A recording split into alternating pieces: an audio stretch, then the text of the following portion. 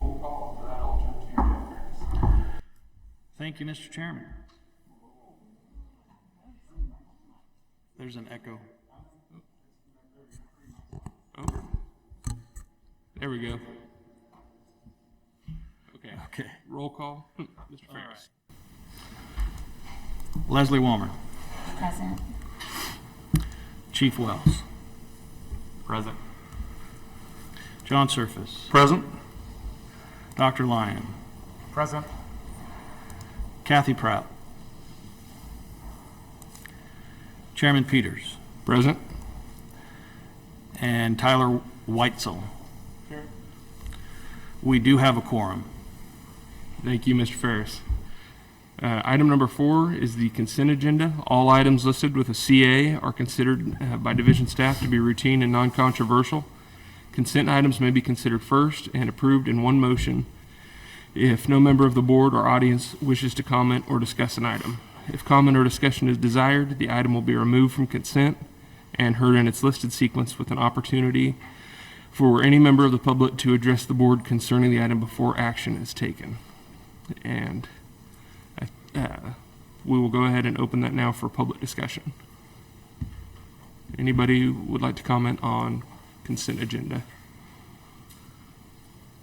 Okay, seeing none, is there a motion to approve the consent agenda? So moved. Second. Okay, thank you. Mr. Ferris, could you please have a roll call vote?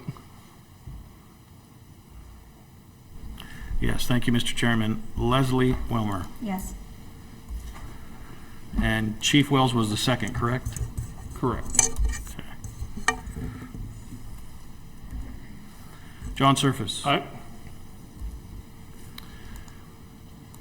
Chairman Peters. Aye. And Tyler Weitzel. Yes. Motion passes. Okay, thank you. Our next item is item number 6, and that is subcommittee report. And for that, I will turn to Mr. Ferris.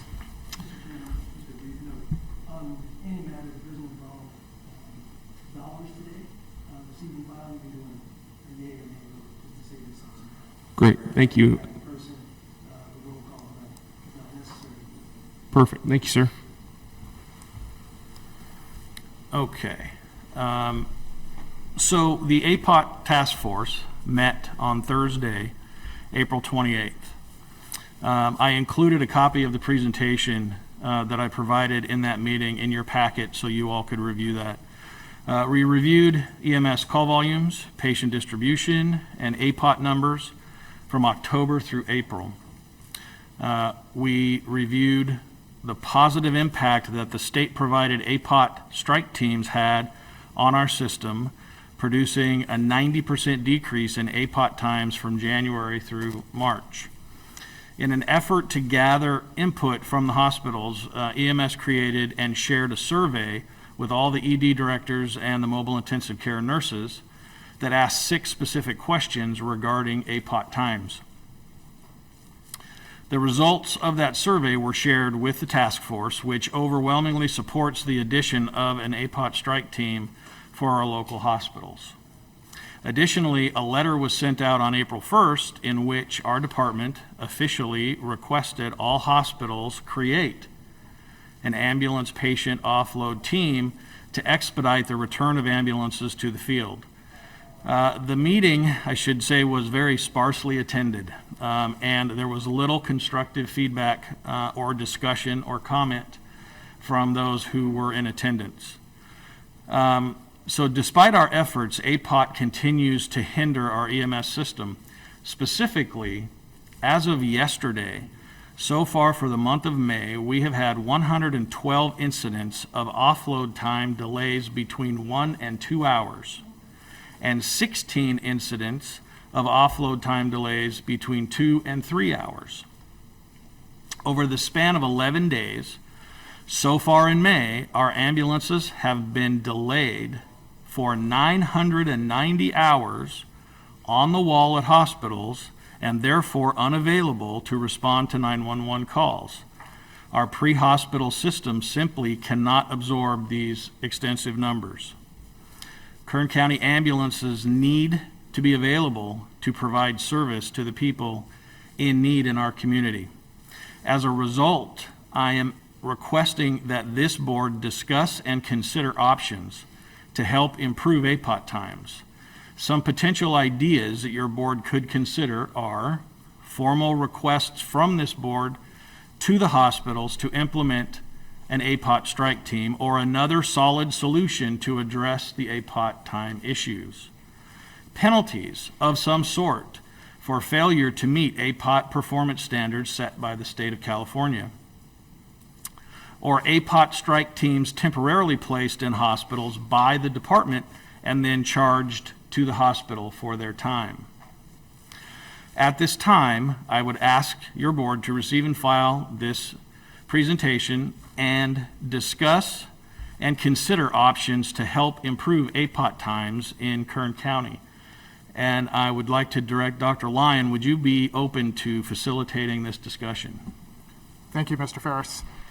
Over the years, hospitals have become accustomed to utilizing ambulance services to augment their personnel and to help temporize the offload of patients when they don't have enough staff. And I think that's what we're talking about. A lot of this is staffing, whether it be in the hospital or on the ambulance.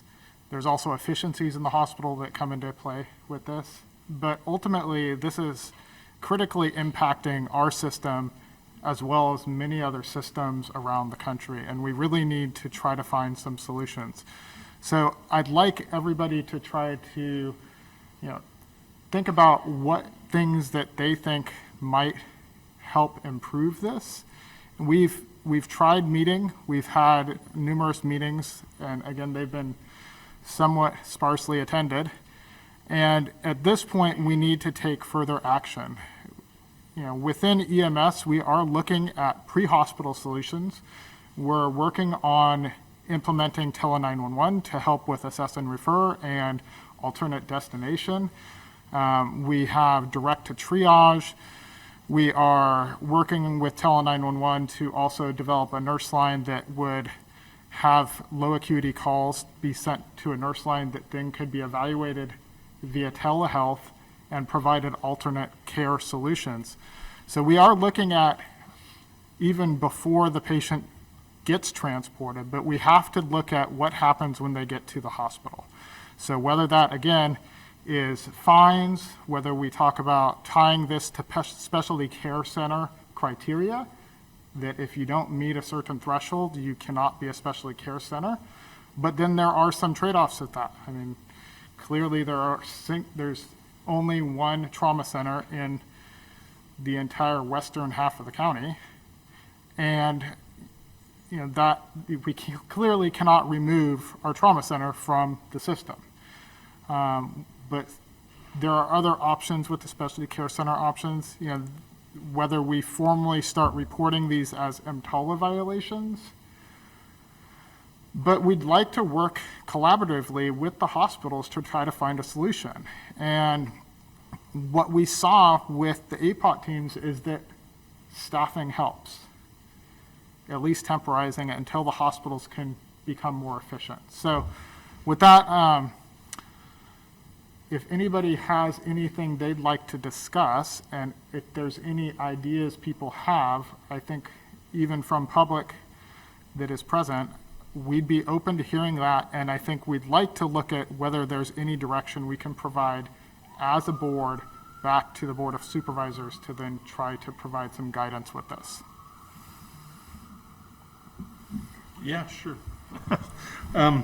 If I can, Mr. Chairman. So this problem is deep enough that the California Ambulance Association represents about 60% of the ambulance companies in the state, and the 911 Ambulance Riders Alliance, which is the four biggest ambulance companies in the state. We respond to about 90% of all the business in the state.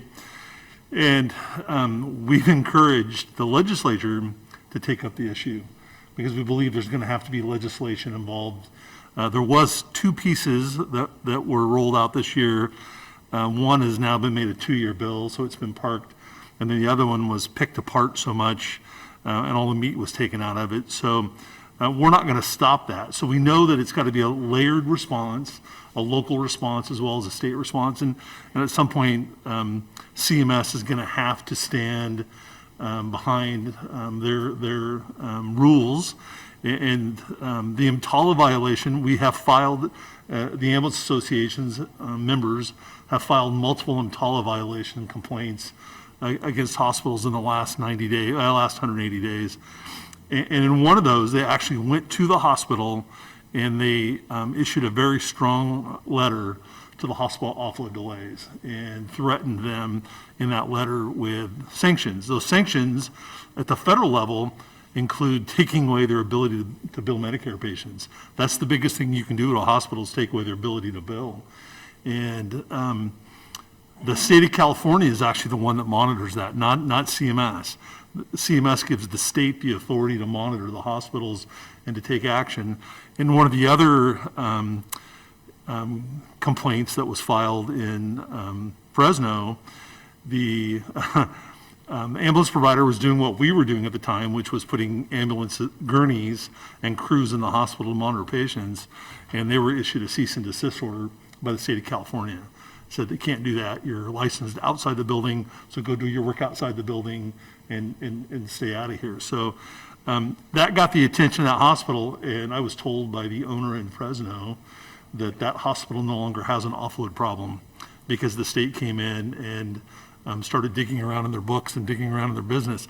So that may be one of the options, is that we have to get some state recognition here locally.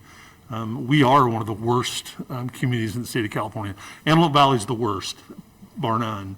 When you can sign on for a shift and spend 23 hours waiting to offload your first patient at a hospital, that's as bad as it can get. But here, it can be bad, and it's starting to get bad again. Now that the folks that you paid to be here have left, it's slowly creeping up, and we're really only talking about a couple of hospitals. I'm going to give the folks at Kern Medical a lot of credit. We don't have offload delays at Kern Medical. You don't have any risk of losing your trauma designation because they take care of business over there. So that's not an issue. But somehow we've got to use our local leadership to make contact with the state and influence the decision at the state level, because the state regulators have a lot more juice than we do.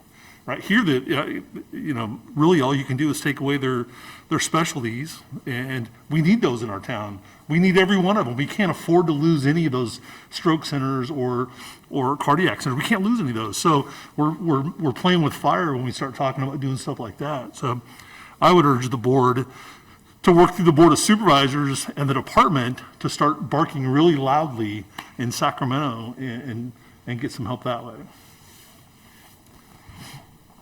Great, thank you, Mr. Surface. Are there any other comments from the board? So, I'll make some comments, just around some of the items here that I saw, and a couple of questions, I think, also. I think the task force approach is really the appropriate approach.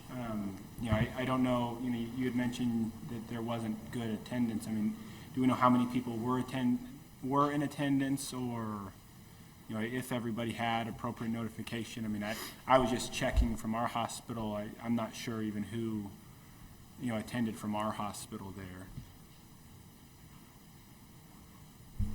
I believe it is, I'm going to forget her name, the ED director. Bridget. Okay. Yeah, I believe she's from the representative from your hospital. Okay. And I mean, with that, what did the task force discuss? Did they have any findings? Was there anything useful or relevant, or potential solutions that they had come up with? No. This last meeting, like I said, was very, very sparsely attended, and there was no open discussion. I actually, during the meeting, had to, I called people out off of mute and asked them to interject information, and they really didn't seem like they were engaged in the conversation. So it was a Teams meeting or a... Yes. Okay. Yes. I mean, I think that's one thing, that I've learned from COVID is that Teams meetings don't, really allow for creative conversations, right? As we're trying to brainstorm or come up with ideas. I don't think Teams meetings are super effective, only because it's too easy to multitask. I mean, everybody has a million things going on. I know I do it. I'm checking my emails, and then somebody says my name, and I say, yeah, yes, I agree, or, you know, whatever it is. But, you know, that's one item. You know, we had talked some about the APOT teams and those having an impact. Have we talked to, you know, either the ED directors at those specific areas? I know you did the surveys, but, you know, specifically with some of that emergency department leadership to find out what impact they felt they had? Because I know personally from our experience, I'm not sure how much of an impact they had. You know, and like was said, Kern Medical typically has pretty decent offload times to begin with. But, you know, I'm just curious from the perspective of the other, you know, emergency department leaderships, if they were, you know, helpful, if they tended to get more in the way of, I mean, we all know the emergency department is just organized chaos in there, and you throw another cog in there, sometimes it messes up the organization piece of it. Yes, with my discussions with ED directors, they felt that the APOT task force, the teams worked well. And we heard back, one of the local hospitals replied to our letter stating that they were engaging and creating a team for that purpose. And I will say up until very recently, it was apparent that it was working, and then suddenly it appears that it's not, so I have to reach out and find out what happened. But based on sheer data, the numbers that we saw from those teams, they were hugely effective in the 3 hospitals that they were put in. They had an effect on Kern Medical's numbers. As low as they were, they did have a positive effect on those as well. Yeah, I'm just not sure if there are other factors that may have been playing into that, you know, other mitigating factors. I don't know what the volumes were at that time, if, you know, they were high or lower, you know, I'd have to go back and review. You know, so some of the items that we talked on, I mean, EMTALA violations, all that's going to do is create conflict. You know, I don't see that being a great solution from us. I mean, that's really going to isolate the hospitals from everyone else. You know, if you've ever had to deal with an EMTALA violation, it's, you know, I mean, those are very tedious, and that's going to create a lot of chaos. It's, you know, not going to be something that's constructive or productive, I feel like. You know, I still think a task force who's, you know, more boots on the ground, you know, getting the ED directors and really kind of brainstorming to get through some solutions of, you know, I mean, hey, what's working well here that we can apply elsewhere. I know that, you know, each hospital is different. You know, we're getting traumas. Those are different than what Adventist might be getting or Memorial might be getting. But I mean, I think that's a good approach for us initially is, you know, really push it back down to the task force and work on getting some additional participation there. Thank you, Mr. Weitzel. Are there any other comments from the board? Yeah, I'd like to jump in just real quick and second that opinion. I was on the APOT task force meeting, and I think we've reached a limitation of what Teams is capable of for important topics such as this, especially as most of us only schedule out 30 to 45 minutes to discuss. I would recommend setting up time where we can do an in-person meeting and sufficient time that we can discuss in detail multiple different options because I'm a big fan of performance measures. So, you know, I would like to see what other counties are introducing APOT time for performance measures and start looking so that we can continue to measure it so we can determine is it getting better or is it getting worse, or what would be our individual unique performance measure for our county. Do we do it on a hospital basis to figure out who's above the line or below the line? But I would recommend moving it back to the APOT task force and moving towards an in-person meeting to dive into multiple different solutions. In terms of, you know, measuring this, one option would be to start publicly reporting the times, and I think the time has come that we need to actually publicly report the APOT times. Mr. Chairman? Yes, sir, Mr. So Sir. the state of California mandated through legislation 3 years ago a data collection set, and that data is available. We actually pressed through the commission, through the Ambulance Association member on the commission, we pressed IMSA, the authority, to actually publish that information. They had it, they were just sitting on it, they were blaming COVID. We made them come forward with it. And so you've got, I don't think all 58 counties are reporting, but most of the counties, certainly the larger counties, have all been reporting for 3 years now, offload data. So the APOT reports are there. I don't know whether, Jeff, you can mine that out of there and get it out to everybody to take a look at. Thank you. Are there any other board comments? I'd just like to say personally that I can't speak for Supervisor Maggard, who's been on this board for a while, but between COVID and budgets and water and oil and everything else, this isn't really something that's been on my radar personally. But I would like to, if it would be helpful, offer to organize some type of kind of focus group or meeting where we could bring in some reps from the state level, some reps from the hospitals, different EMS organizations, and maybe just get a better understanding of this issue out there with some of the other offices that might not be familiar with it. And that might be a good start to kind of trying to come up with a collaborative solution to it. That would be great. Thank you. Yeah, absolutely. Are there any public comments on this item? Okay, not seeing any. Mr. Costa, do we need a motion to receive and file this, or is it? Okay, perfect. Thank you. Is there a second? Second. Okay. All those in favor? Aye. Any opposed? Any abstentions? Okay, the motion passes. Okay, our next item is public comments. This portion of the meeting is reserved for persons desiring to address the board on any matter not on this agenda and over which the board has jurisdiction. Members of the public will also have the opportunity to comment on agenda items as discussed. So now we'll go ahead and open it up to public comments. Is there anyone that would like to address the board? Okay, seeing none, we will now go to manager's report. And for that, I'll turn it back over to Mr. Ferris. Thank you, Mr. Chairman. Well, 2021 was an extremely busy year, as you can imagine.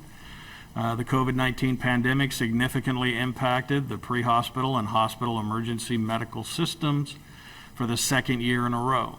We saw unprecedented 911 call volumes, longer ambulance patient offload times at our hospitals, staffing shortages in all areas of EMS due to COVID isolation, quarantine, fatigue, and ambulance decontamination processes that removed ambulances from the system that transported patients who were suspected or known positive for COVID-19. 2021 forced us to think outside the box, to consider ideas and implement changes never before considered. We implemented an emergency medical services system surge plan to ensure resources remained available for those who truly needed them. This plan limited responses to low acuity 911 calls or surged calls, introduced assess and refer, emphasized our straight to triage and patient handoff policies, as well as contracted with Pro Safety, a non-transport standby company, to first respond to those calls that were surged. In response to the increasing ambulance response issues in the system in December, through the Medical Health Operational Area Coordinator, or MOOC system, the department requested ambulance strike teams from the region and from the state. We were able to secure 2 ambulance strike teams totaling 11 ambulances from multiple counties within the state. These ambulances responded within a matter of hours and assisted by providing much needed ambulance resources in our system. We saw an immediate improvement in our ambulance response compliance as a direct result of these teams. as resources within the region and the state became unavailable due to the Omicron surge, we were able to acquire an additional 5 ambulance strike team from Best Practices Medicine based in Montana, as well as 10 additional paramedics that were partnered with existing Hall Ambulance Service staff to increase the number of available advanced life support ambulances in our system. Due to the high volume of patients being seen in emergency departments and the high volume of ambulance traffic to local hospitals, our ambulance patient offload times, or APOT times at hospitals, became a significant hindrance for getting our ambulances back into the field in a timely fashion. We were able to locate and secure staffing assistance for 3 of our largest hospitals called APOT offload strike teams. Each team consisted of 6 paramedics and 6 nurses with the sole purpose of accepting patients from ambulances and providing care to them under the emergency room staff until the emergency room staff had available beds to admit the patients. These teams provided a continuity of care to the patients, but also allowed for our responders, our first responders, to immediately depart the hospital and respond to the next 911 call. We saw the effectiveness of these teams in the APOT task force report that we just talked about. Kern County is the only county in the state to secure these state-sponsored resources. In order to assure that we had enough hospital beds locally, EMS staff was able to acquire expansion beds and staff for our local facilities. Kern County was second only to Sacramento County in the number of state-funded expansion teams in operation. At one point, we added 72 beds to accommodate the surges of COVID-19. We were successful in acquiring 21 healthcare staff for Mercy, Mercy Southwest, and Bakersfield Heart hospitals to assist with patient volumes during the 4th surge, and we were able to secure the Rehab Center of Bakersfield to accommodate skilled nursing patients being discharged from local hospitals. EMS was able to initiate several new policies and programs in 2021 as well. We initiated the Hand-Tevi program, which provides field crews with easily obtainable medication dosages for pediatrics, drastically diminishing the chance for medication error.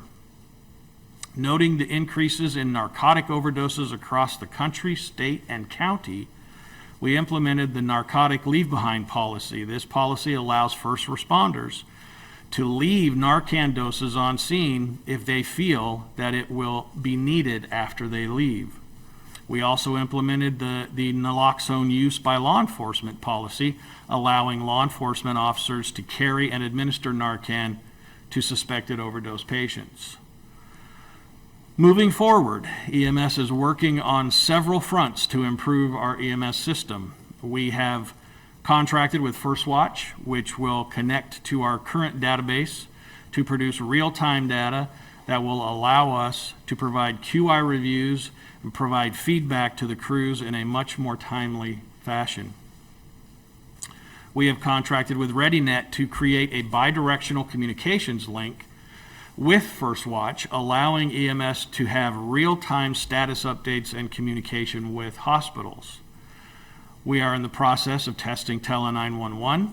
Once operational, this system will allow the field crews to connect to a physician at the scene, thus reducing unnecessary transports and overcrowding at local hospitals.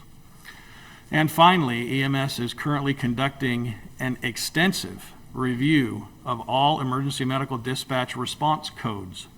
It is our goal to develop a response plan based solely on data.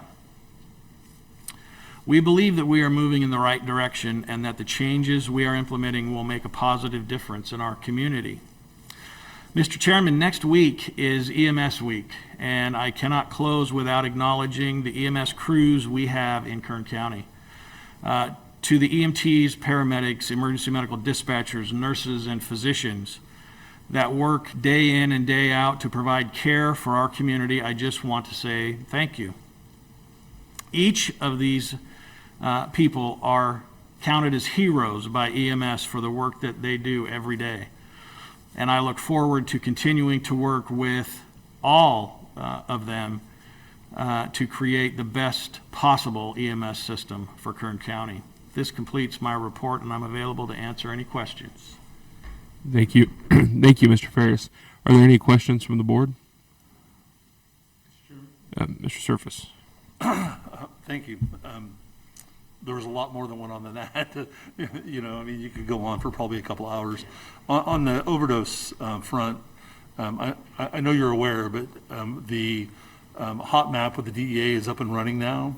And so out of First Watch, it takes every call that we run that is listed as a possible overdose, and the DEA can now see where that call was and help them kind of develop their strategies for getting into communities. And that's important because that's actually the birth. One of the things that First Watch was originally designed for 25 years ago was to look for pandemics in the making. And so we're excited that they've been able to pull it off. I'm glad you guys are going with First Watch. It's a good tool. It's a great tool. And I think that's an important thing. And I've only been doing this since 1983 in one form or another. I've never seen anything like we've seen the last 2 years. Anybody that's in EMS and says they've lived through something similar is a liar. This has been the most dramatic thing that's taken place, and it has taken and it has destroyed EMS workers' lives, their families. We've seen an increase in nationwide, an increase in suicides, attempted suicides, crisis situations, and we've got lots of resources in Kern County. We probably have more resources in Kern than most counties have, and I think that the recent addition of the At Ease 911 project is really important, and I think that hopefully soon they'll come visit the Board of Supervisors and do a presentation and bring that to you guys, because they are a heck of a group doing a lot of really good stuff. And that's not just for first responders, it's for first responders and their families. No questions asked. You need help, you raise your hand, and they get you in, and it's anonymous. And so I just can't stress enough. I mean, I've been on a shooting in a high school. I've been, the Metro Hotel. I've been to some really crazy events, and nothing's been as traumatic as what COVID is putting the community through, the EMS community through, and not enough is being said at any level about what folks are going through. And I think it's important that we continue to recognize, and that's all the way from the 911 dispatchers all the way through to the docs and the nurses and the clerks and everybody in the ER. That entire span of EMS has just been devastated the last 2 years. That's all. Absolutely. Thank you, Mr. Surface. Are there any other comments or questions from the board? Okay. Any members of the public that would like to comment? Okay. Seeing none, I'll entertain a motion to receive and file. Second. Thank you. All those in favor? Aye. Aye. Any opposed? Okay, motion passes. Our next item is board member announcements and reports. On their own initiative, board members may make a brief announcement or report on their own activities. They may ask questions for clarification, make referrals to staff, or take action to have staff place a matter of business on a future agenda. Are there any announcements or reports from the board? Okay, seeing none, our next item is announcements. Our first announcement is that our next regularly scheduled meeting will be held Thursday, August 11th, 2022 at 4 p.m. at the Kern County Public Health Services Department. And our second announcement is that the deadline for submitting public requests on the next MCAB meeting agenda will be Thursday, July 28th, 2022 at 5 p.m. to the Kern County EMS Program Manager. And with that, I will entertain a motion to adjourn. We are adjourned.